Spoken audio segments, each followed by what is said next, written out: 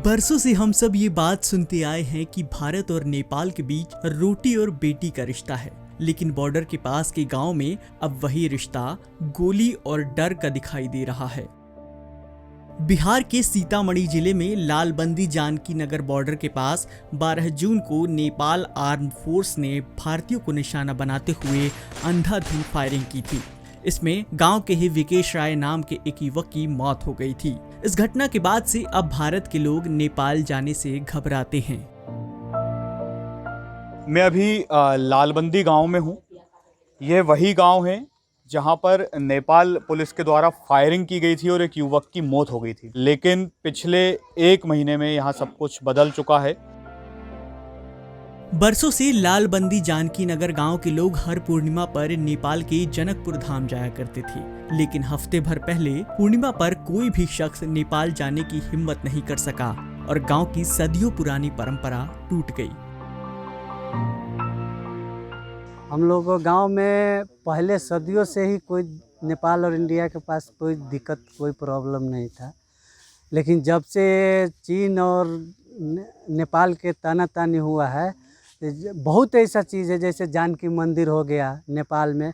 हमारा पूर्वज बुजुर्ग लोग हैं, बाबा दादा, वो सब वहाँ पूर्णिमा जाता था।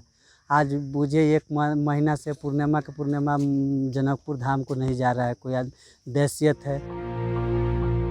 लालबंदी गांव के हर दूसरे घर में नेपाली लड़की की शादी हुई है और यहाँ की लड़कियों की शादी भी नेपाल के गांव में हुई है। पिछले महीने की घटना के बाद अब घरों में भी तनाव का माहौल हो गया है। गांव के शैलेंद्र ने बताया कि ये सब ओली सरकार की वजह से हो रहा है। नेपाल इसीलिए अब लग रहा है कि उसका जो ओली सरकार है, ऐसे भी वो पहाड़ी का सरकार है, वो मधेसिया का नहीं है।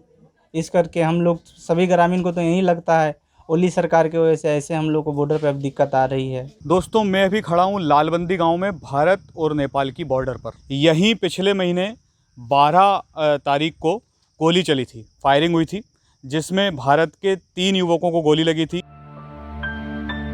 विकेश की मौत के बारे में पिता नागेश्वर राय ने बताया कि मैं 60 बरस का हो गया हूं, लेकिन ऐसी घटना मैंने अपने जीवन में कभी नहीं देखी।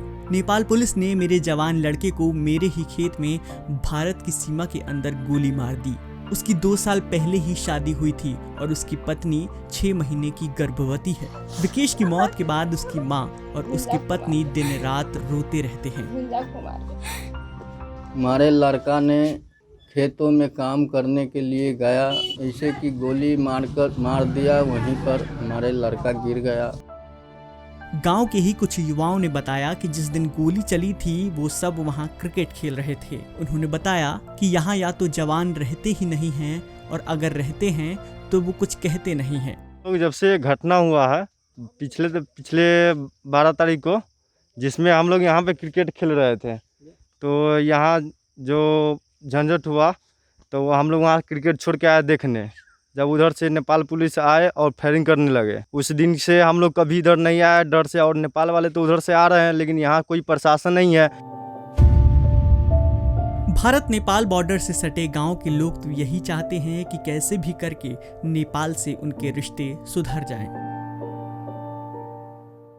शेयर और डाउनलोड करें दैनिक भास्कर ऐप।